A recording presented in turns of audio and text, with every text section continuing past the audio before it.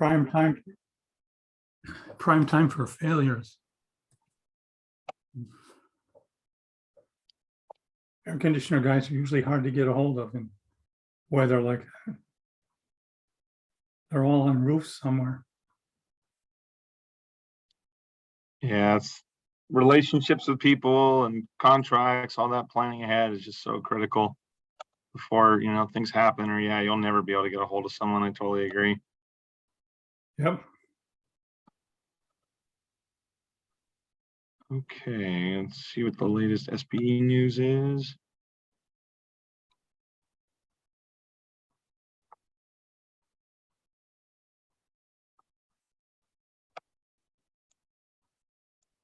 Okay, and we should have people from Arizona, Chapter 9, and I believe SB 36 San Diego, a few from them coming in.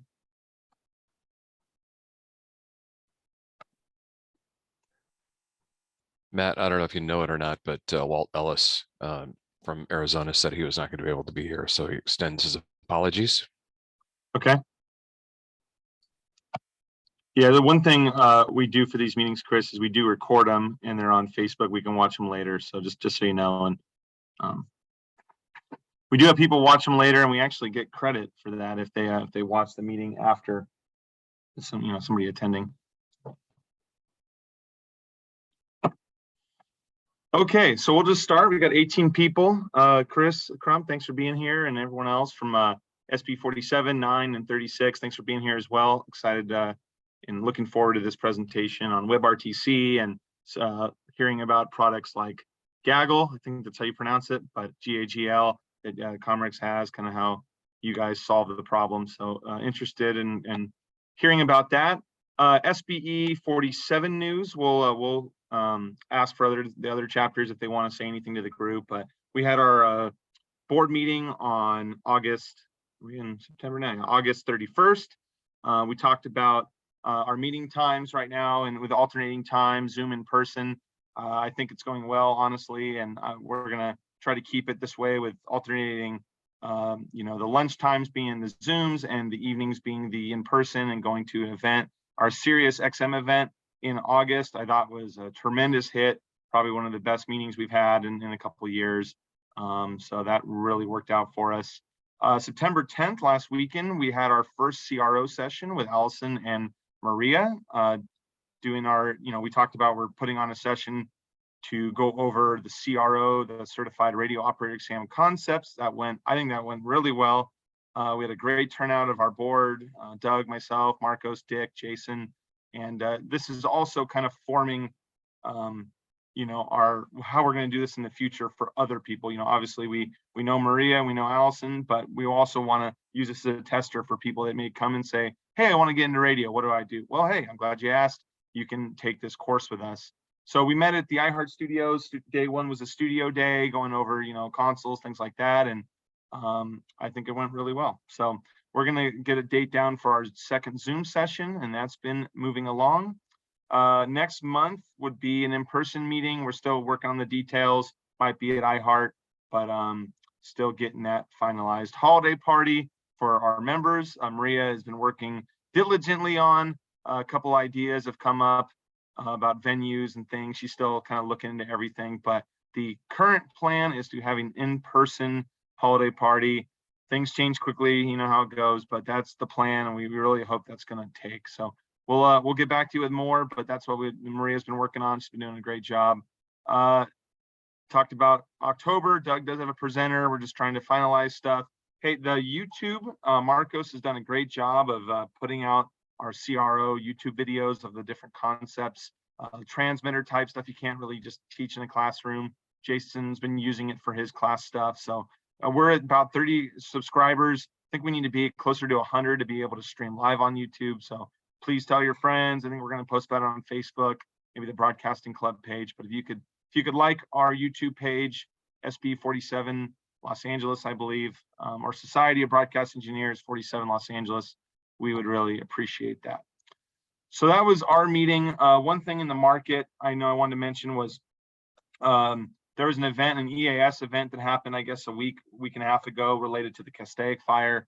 NOAA put out a NENWEM. I think that's how you pronounce it, but NWEM alert related to the Castaic fire. There is a coding issue with how NOAA entered it, and like a tech issue, and basically it made the area like the whole coast of California. So that provided kind of a lot of confusion for people reading the scroll on TV, and the audio was accurate, but the scroll was not. So OES, LAOES, and FEMA, they've all been jumping on it, and they think they figured out the coding issue and solved for the future. So that's good news. As far as SBE news, a couple of our board members are going to be going to the board meeting, the SBE National Board meeting in September, September 29th. Our very own Marcos O'Rourke is getting the Educator of the Year award. We announced that last meeting, and we're very excited for that. Marcos will be there. Yeah, big round of applause. Marcos will be there, myself, and Dick Burden from our chapter. So we're really looking forward to that. A bunch of webinars coming up. One about tower lighting on the 15th. If you're that Web Extra member, these are perfect. You've already paid for them, so might as well watch all of them. And SBE reelects Andrea Cummings as the president, and a bunch of the different board members. That's all in their email blast. So that's all I got for now. I don't think we have any job announcements or anything at the moment. If I missed anything, Marcos, feel free to jump in. And if not, do we have anything from chapter 9 or chapter 36? Q, Chris Homer. Chris Homer, go ahead, sir. Thank you. Yeah, I'm chief engineer here with Ian at Arizona Public Media, and we have a couple positions open, senior engineer for transmission and for studio. Okay, good to know. Where can people go to find more info? azpm.org. azpn.org. You mind throwing that in the chat? Just so I did put the job link in the chat as well. Oh, I'm seeing it now. Perfect. Thanks, Ian. Jim Ragsdale from SB Nationals here. Thanks for being here, Jim. Do you want to make any comments to the group? No, I did want to congratulate Marcos. I caught his Web Extra interview last month, and it was excellent. I told Chris Shearer and Kirk Harnack that I thought that was a great choice. So very much enjoyed that. Congratulations. Thank you very much. We're very lucky to have Marcos here. Okay, so San Diego, SB 36. You guys have any news? I think I'm the only one here, and no, not much. Trying to stay cool and keep stuff on the air. Yeah, no, I feel it. All right, Mike, thanks. We're not going to go through introductions of everybody, but if anyone has anything they want to discuss with the group, now would be the time. Just from chapter 9, I didn't see any or hear anybody else chime in, but we had our annual pizza party on August 19th, and that was at Organ Stop Pizza. And that's a unique venue that we have here with a huge organ with all sorts of instruments. And if any of you have ever seen it, it's quite impressive. We've done that for several years. We took a tour one year, and that was very impressive about what goes into making one of those instruments work. At any rate, that's a little bit light news from chapter 9, and we have a holiday party coming up. And we certainly appreciate your allowing us to chime in on your meetings as well. That's very good for us in these times. Thanks. Yeah, no, happy to have you guys here. Thanks, Gil. Appreciate it. Hal, I saw your post in the chat about the HF Chapter 73 Radio Net of the Air on October 9th. If people are interested in that, we'll see on the radio. Anybody else? Okay, well, without anyone else, I think we went through all the chapter business. I'll let you introduce yourself a little better there, Chris, but Chris from Comrex, and talk about WebRTC. So thanks for being here, Chris. I know you're in the Netherlands right now, and it's probably late at night, but thanks for taking the time. Yeah, so I'm going to plow through this so I can go get some fresh Heineken from down the road. Actually, no, I'll take my time, but I will let you know. I know that Hal had announced the HF Chapter 73 Radio Net. There's a Comrex employee who is in our tech support team, and he's also the right-hand man of our technical director. he and I were screwing around with the DMR repeaters in New England, and it gave him the idea to actually create a DMR repeater up in Haverhill, Massachusetts, and he basically launched it yesterday in honor of the 6 broadcast engineers that perished in the World Trade Center catastrophe. So I don't have the frequency or the DMR channel, but I'll throw that at anybody who's interested later. So I just wrapped up IBC, which is one of the 2 big shows that we do at Comrex every year, in addition to a lot of regional shows. Not unlike NAB, I would say it was a pretty good show. It's DMR Mark, by the way, Hal, not Brandmeister. It's also affiliated, by the way, just to go back, it's affiliated with the Broadcast Engineer Amateur Radio Service out of New York and their network, and also I think it's the New England Net emergency. There's an emergency coordination group up there, so it's kind of interesting. There's an article in Radio World. If you go to their webpage, you can see it there. Anyway, I would say that NAB was a great success, even though it was like half of the usual people you would get there. And IBC was pretty much the same, and they shortened it to 4 days instead of 5, thank goodness. But the people that were at the show were the ones that, number 1, didn't have COVID, but number 2, were the ones that were coming to actually buy stuff. So as a vendor, it was pretty exciting to be able to talk to customers and not tire kickers, because I don't know how many times I've been talking to someone who doesn't know what Comrex is or what we do and trying to explain to them what we do. And I watch the VP of an engineering group walk by and they'll say, "Oh, I'll come back in a minute." And then they never do.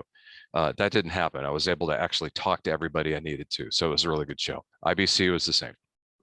So anybody have any questions about IBC or NAB from a vendor's perspective? Then I will move on. I've got the chat window open, so I'm kind of monitoring that as well. And as I start talking about WebRTC, if anything comes to mind and you have a question, feel free to throw it up there and I will make sure to answer that. So I'm kind of keeping an eye on the chat board here. So let me share the screen for my dreaded PowerPoint, and we'll talk a little bit about WebRTC. So WebRTC is something that's pretty interesting because it's being used by a lot of people and even a lot of us, and we probably didn't even know it. And I can honestly say it's not really a question of whether it's the future of communication. It's something that we're using to communicate now. WebRTC really stands for Web Real-Time Communications, and we'll kind of get into that after we talk about a little bit of history, specifically a history of Comrex time.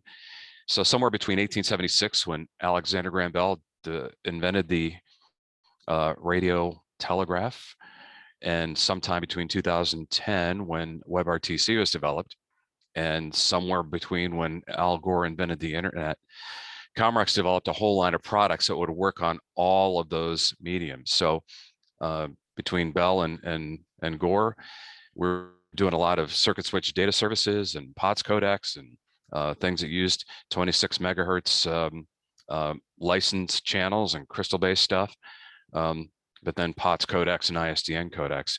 But the internet became really, really interesting. And yes, I know that Al did not invent the internet. He really inspired a lot of great legislation that actually founded ARPANET.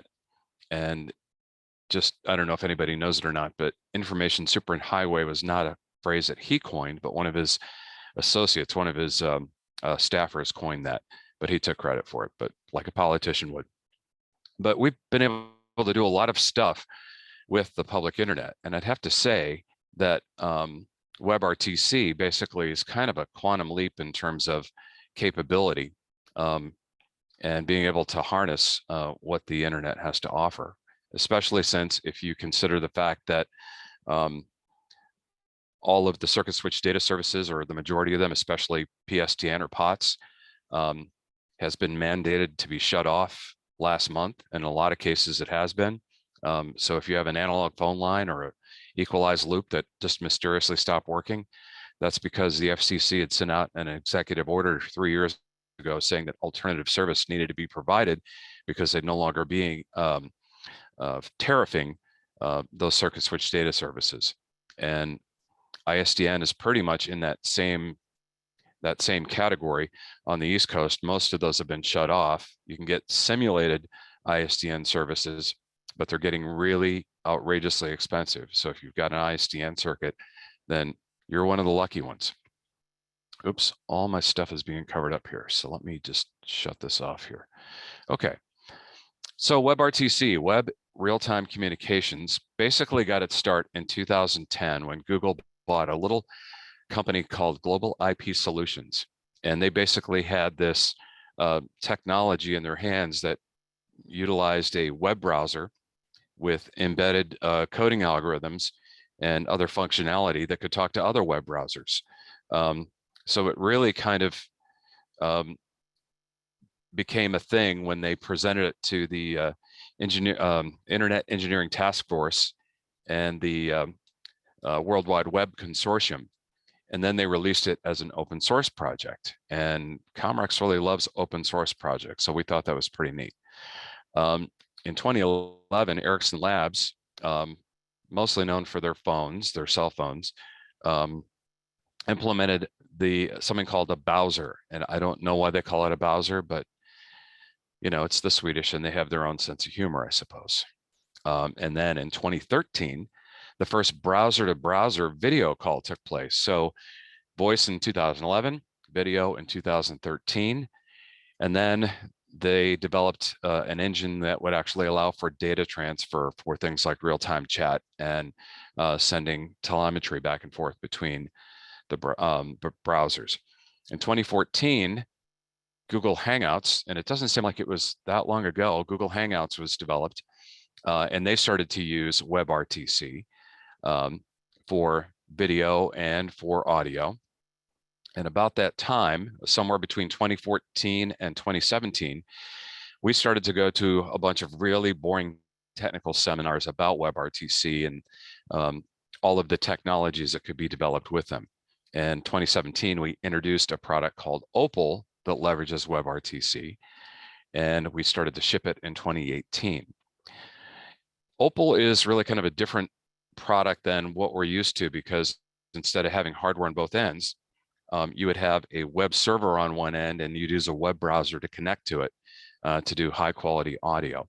And I'm not going to talk too much about Opal until a little bit later, but it really was kind of an amazing concept, because for the first time, some technological giants like Apple and Microsoft and Google, Mozilla, Xife, and Opera kind of got together, and they basically were making this their web browsers interoperable with one another, so that communication could take place between those endpoints. So here's basically what WebRTC is. Built into every web browser that you've got on a PC or a smartphone, especially if you download the latest version, it has G.722 and the Opus audio coding algorithm built into it. It also has a video engine that employs the VP8 video encoder and also H.264. And then there's a data engine that's commonly used for text messaging, but for some other applications as well. So what happens when you're using a WebRTC application, and it's usually an application that's built into a web page, there's a little line of JavaScript that wakes up the engine that you want to use. Like you hit a button, you want to make a phone call, it wakes up the audio engine. Then it does some back and forth to get through the NAT and firewall issues.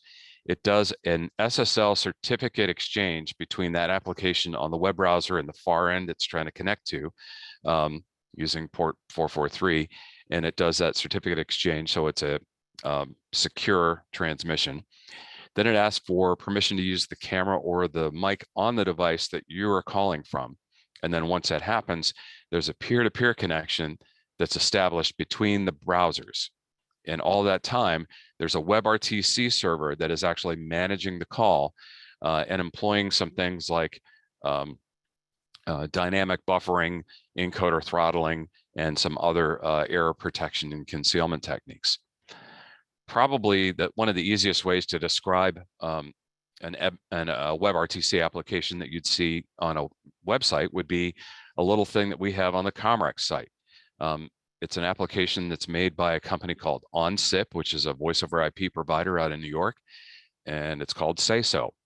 So what you can do is you'll see a little phone icon in the lower right-hand corner of our webpage.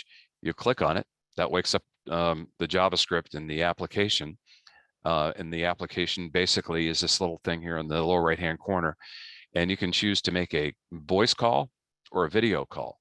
Once that happens, it starts to communicate to my web browser on my computer on my end. And then it's communicating back and forth. I accept the call, and we're doing live video, live audio with high quality audio and video. It's pretty outstanding. A lot of people say, oh, well, it's just like Skype then, right?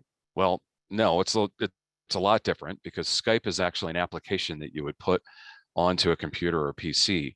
And WebRTC is a technology that is actually built in to common web browsers. If you're using Skype, you have to be registered as a user on that device. But with WebRTC, it's built into every single web browser. So there's a good chance that even if you didn't know it, you might be using it now, or you could be using it tomorrow when you want to talk to Amazon to get some text help about a delivery or something. Skype is owned by Microsoft, and I have a whole presentation on why I hate Microsoft, but I'm not going to get into that now. WebRTC is open source, which we love, which means that it just gives you a lot more endpoints that you can connect to. With WebRTC, it could be a simple icon or a link, but with Skype, obviously, it's a whole application that's on the device. I would say that Skype is pretty well engineered, but trying to integrate it into an application is kind of difficult. We had a telephone talk show system several years ago called Stack VIP, and we actually integrated Skype into it. And once Skype was bought by Microsoft, they actually canned our integration efforts. So a lot of money went down the drain. That's one of the reasons I hate Microsoft. I'm going to stop there. But WebRTC is relatively easy to integrate, and it has over 7 billion endpoints when you think about all the web browsers you can connect to with it. In terms of coding algorithms, Skype uses Silk, and WebRTC uses something called Opus. And Opus is an algorithm that we hear a lot about because most professional audio codecs, hardware codecs actually are using the Opus coding algorithm. And it's used for a wide variety of applications. Interestingly enough, Opus is actually like a Reese's peanut butter cup. It's two great tastes that taste great together. It's using the Silk algorithm that's in Skype, but it's also using another algorithm called CELT. It's a hybrid algorithm. And Opus is intelligent enough to know whether to use Silk for voice, CELT for music, or a combination of the two to get the right encoding happening. So it's actually a pretty nice algorithm. If you think about all the applications that are involved that are using, WebRTC, first of all, let's look at the browsers. It's using Microsoft Edge. It's using Google Chrome, Mozilla Firefox, Safari, Opera, Vivaldi, bunches of others that you've probably never even heard of. It's also employed in a lot of mobile applications as well. I'm not sure if BlackBerry 10 is still a thing, but when I did it, it was. But for those of you who are still using BlackBerry, if you're using BlackBerry 10, there's probably WebRTC in there. Those of you who have children or grandchildren that were stuck at home during the pandemic, more than likely were using WebRTC applications for their online education. It's also used for telemedicine and gaming. Even smart speakers are using WebRTC for transporting audio and telemetry and other things. All of these applications are using WebRTC, whether it's Google Meet, Facebook Messenger. There are so many that aren't even listed here. I think Twitch is another one, and there are many, many that are WebRTC applications. Somebody just chatted, so let me just take a quick look. Discord does use WebRTC, believe it or not. Let's see here. And then, of course, there are some professional audio applications that are using WebRTC. You may have heard of IPDTL out of the UK, Source Connect Now, which is very common in the voiceover industry. Clean Feed is WebRTC, Live Switch, and there are others. QGo Live I put on there, but it's not WebRTC. They do something a little bit differently, but it gives you an idea of some of the professional broadcast applications that are using it, including our Comrex Opal. And beyond that, it's kind of uncanny to think of all of the market segments that are actually touched by WebRTC today, whether it's marketing, advertising support. Actually, I was just trying to get some help with, I think it was Delta's chat, because they're having some issues with the check-in at Schiphol Airport here in the Netherlands, because they're looking at like 4-hour wait times. And I was just trying to figure out if there was a way to get around that. And I used WebRTC on the Delta website, so I could actually talk to one of their agents. But there are many places, many websites that are actually employing it for that, for technical support, advertising, HR management, surveillance, and even multiplayer games and professional gaming platforms are using WebRTC to some degree. So there are some applications that are WebRTC that are listed here and some that are not. Zoom actually, if you use Zoom Web, that uses some aspects of WebRTC. WhatsApp definitely uses WebRTC. Skype is Skype. But one of the things that we were really struck with when we were developing our latest product, Gaggle, was how good is good enough? Because a lot of times, if you use Zoom, the audio isn't what I would really consider broadcast quality, mainly because they're doing some things that actually affect how the audio is processed. And specifically, by using AGC and echo cancellation, it's actually chewing up a lot of the processing power of the device you're on. And by turning those off and using a headset, you could really improve the sound of the audio. Obviously, turning off the video would make a big difference as well. And using a headset is a huge one, which is why I'm using a headset now. We'll talk about that in a little bit.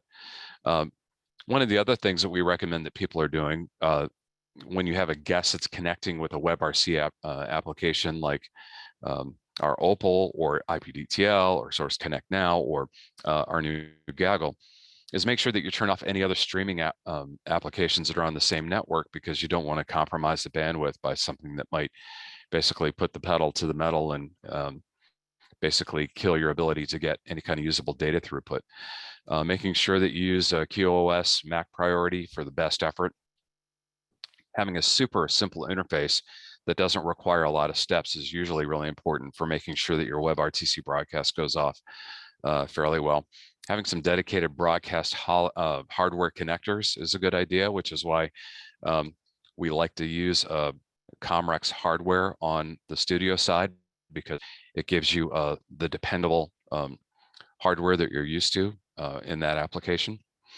Educating the users so that they're a little bit, oh, see Ian, he's got to depart for an SMT meeting. Have fun and enjoy. And setting some realistic expectations with your users as well is important, because you can't expect good things to happen when someone has a smartphone and they're using the web browser on that, and they're on an airplane runway and expecting it to work very well, or rolling down the highway. Making sure that they have a good data connection, they're in the same spot, consistently located. Just having to adjust expectations when it comes to using these applications. So Just a couple of examples of why it's important to use a good microphone and headphones, like the guy in the upper left. That's definitely what we would like to see when using a WebRTC application. Young ladies over on the right-hand side both have really good broadcast quality headsets plugged into maybe a Focusrite Scarlett USB interface or even a Yellowtech Puck or something like that. That's really good. The girl down in the lower right-hand corner, headset, good quality microphone, excellent. Guy using earbuds, maybe not so great, but in some cases, if that's all you have, it'll work just fine. The last thing you would ever want to do is have someone talking on the speaker of or using the microphone hands-free or on the PC or on the smartphone. It's just not really good quality expectation to get for broadcast quality audio. So we kind of discourage those things. So Gaggle is a new product that is actually officially launching tomorrow on the Comrex website. And this is something that uses WebRTC to bring together up to 5 contributors on a single web interface. And you'll see on the left-hand side, you have various controls. So I'm actually looking at the moderator panel. So the first thing that I would do when I would subscribe to Gaggle is, as a moderator, I would create an account, and I'm going to put in the IP address of my Comrex hardware codec, whether it's an Access or a Bricklink back in the studio. Once I've done that, I can go to gaggle.comrex.com. I can invite up to 5 guests. I enter the Gaggle, and once they enter, I'll be able to see that they're online. I'll have the ability to mute their microphone or disconnect them, and some other options as well.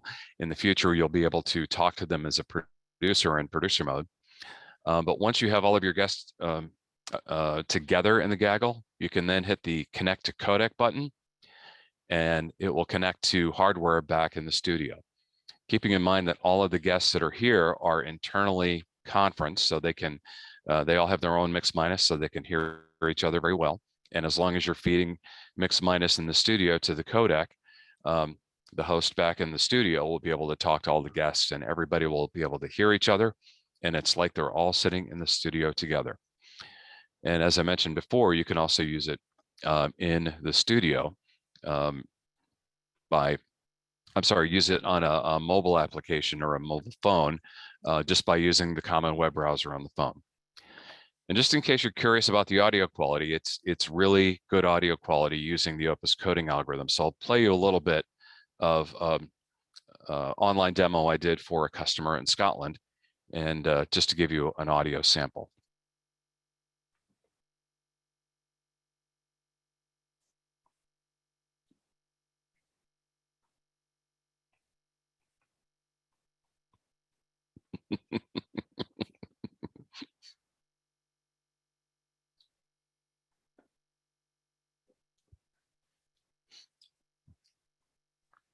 We're not getting any audio, I was Chris. going to say, Chris, if you're playing, you don't hear it.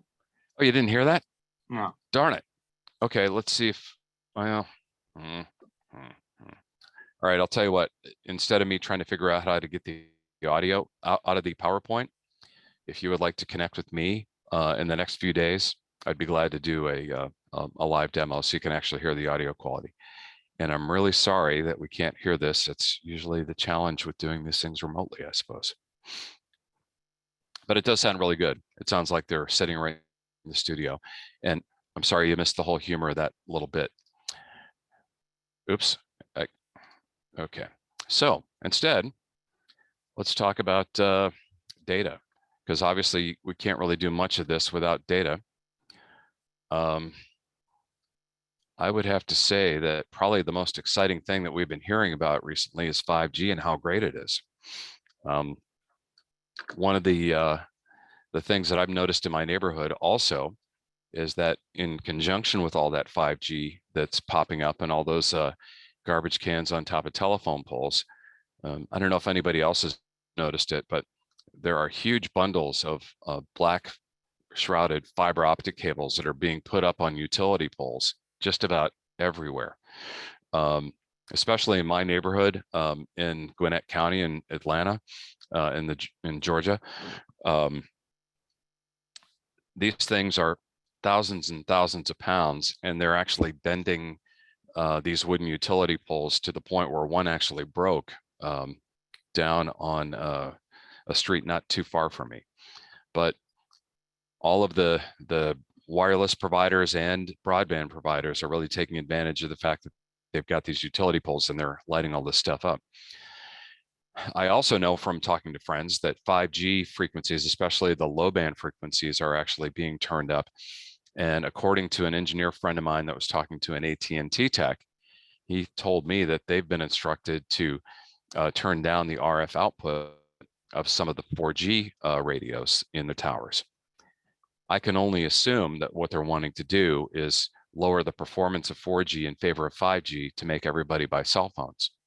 But that's just hearsay, that's speculation on my part. But we're seeing these things just about everywhere popping up these days. So people have asked us, is Comrex 5G ready? And I would have to say that, yes, we are 5G ready in as much as 5G itself is ready. It still needs to go through its final specification release of Part 17, which is due in 2024. But as they're building out the network and continuing to provide their mid-band and high-band frequency output, they have introduced new Wi-Fi hotspots, including the one on the top, which is AT&T's Netgear, and the one on the bottom, which is Verizon's Inseego. And there are some other devices as well. You'll notice that they're bigger than the MiFi hotspots you might have seen in the past, mainly because the antenna has to be bigger in order to accommodate the wide range of frequencies that each of these things have to receive. But we've actually deployed the drivers for these devices so you can tether them directly into our audio and video codecs. Another thing that we're pretty excited about is Starlink. And we've been hearing about Starlink for quite some time. And we actually were an early sign up for the beta program. And we've been testing Starlink in our facility in Massachusetts for about the past year, maybe about 8 months. And in fact, our Comcast broadband service is so bad, we've actually shifted over to Starlink in order to be able to have consistent internet. Because I think, as with all of the data providers these days, as they're trying to upgrade their systems for fiber throughout the nation, it's causing a lot of interruptions in internet service, or at least it has been in my area. Unfortunately, I can't get Starlink where I'm at because I'm in that big dark blue area where it says coming soon or expanding in 2023. I had signed up as an early beta tester, but it seems like the center of the US just does not have any data service. All the light blue area already have it and it's available. It's pretty outstanding because if you look at how it compares with other satellite data services out there, it kind of blows away HughesNet in terms of its megabytes per second. It's getting speeds of up to 105 megabits per second in the areas in the US, as opposed to HughesNet and Viasat and even Inmarsat. Those data speeds are nowhere near that. And even compared to some of the fixed data services on download, it's getting up there. Elon Musk has actually promised that it's going to be, well, he said by the end of 2021, it was going to be 300 megabits. That's actually the reason why the United States government or the FCC rescinded his $288 million grant that they had given him to deploy the service because it wasn't living up to expectations. However, it's still performing very, very well. Even in the Netherlands, where I'm at right now, they're seeing download speeds on average of up to 138 megabits per second. And still, it's exceeding the wired fixed data services. In our testing with our video product and our audio product, we're seeing very low ping times, probably 40 milliseconds is the highest we've seen.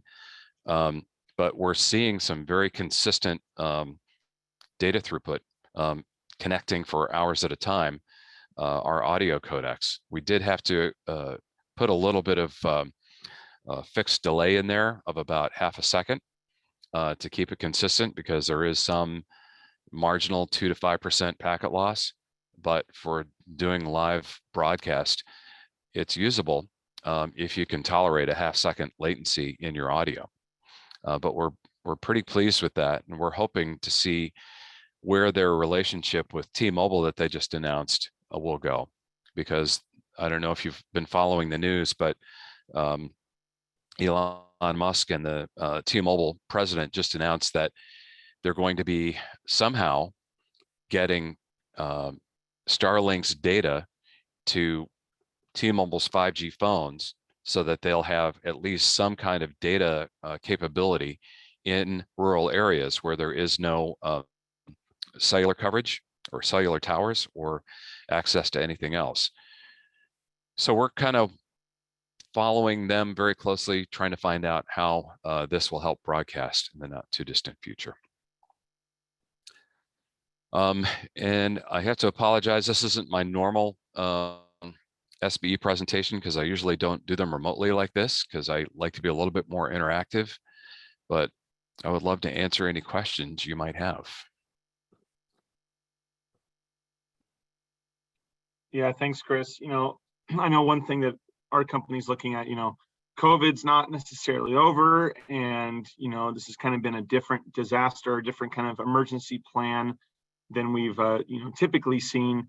We're looking into solutions where, if we don't have access to the building again, how do we get 4 or 5, talent contributors all to one place at one time? And, we've looked, obviously the Gaggle solution is one that could solve that. I guess it was more of a comment than a question, but I don't know, is that kind of what drove the development, or how did that work for Gaggle?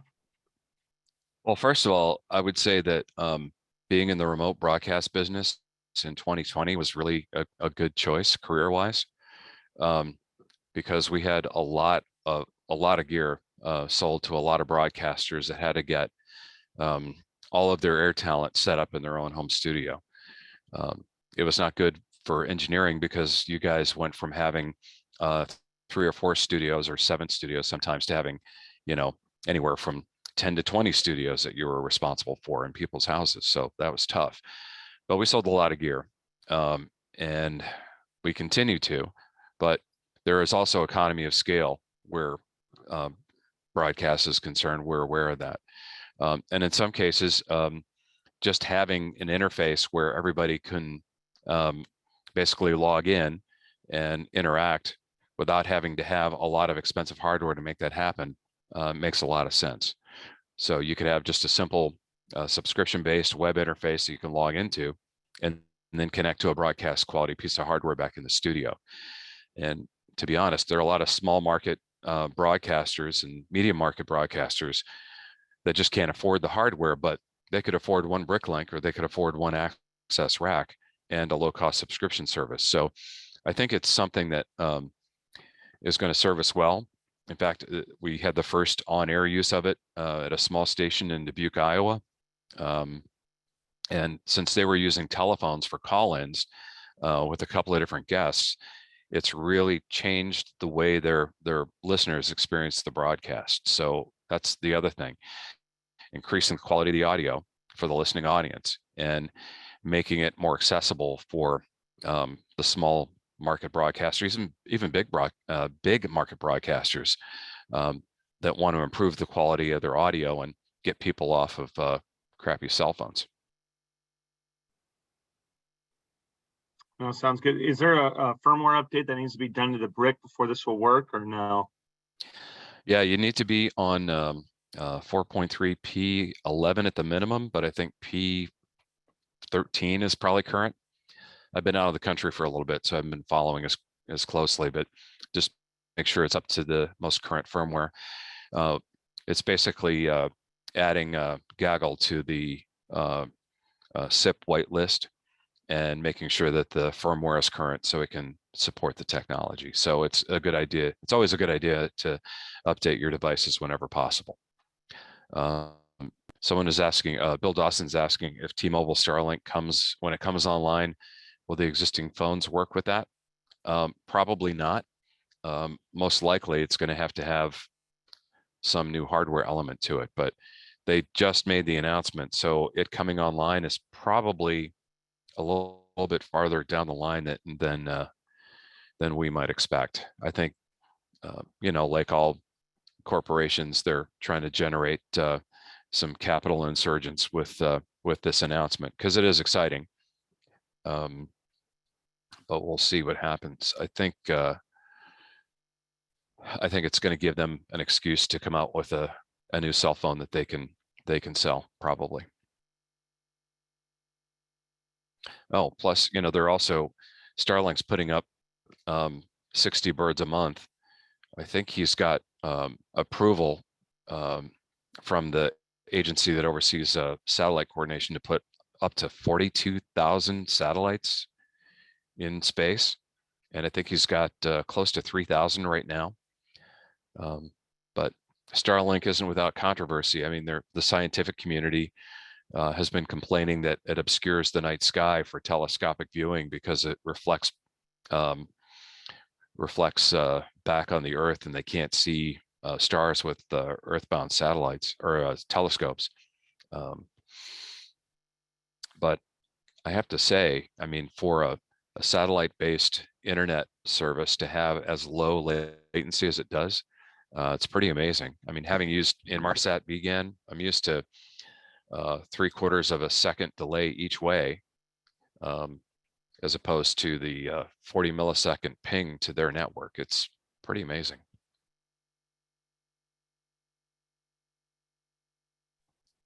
Yeah, Starlink's being used by our company. A lot of people are looking at it. You know, we started using it for a search and rescue application. You know, so it works really well. You know, it's not perfect, you know, because obviously it rotates the dish to find, you know, your best, you know, bird going over and all that stuff. But from what you used to have, which was typically nothing, or, you know, like you said, a lot of latency, it's been great. Yeah, it's just amazing to see how much of a hurting they're putting on Viasat and HughesNet, because it just, the stats kind of blow them out of the water. And the price isn't horrible. I mean, $99 a month. Plus they have a business version. They have a mobile version they're rolling out. They have another one for RV. It's, I guess, disruptive technology. So it's something that we're keeping an eye on very carefully. Okay, anyone have any other questions for Chris? Chris, I don't know if you want to throw your email in the chat or best way to get a hold of you, if maybe a slide or something, if people have more questions.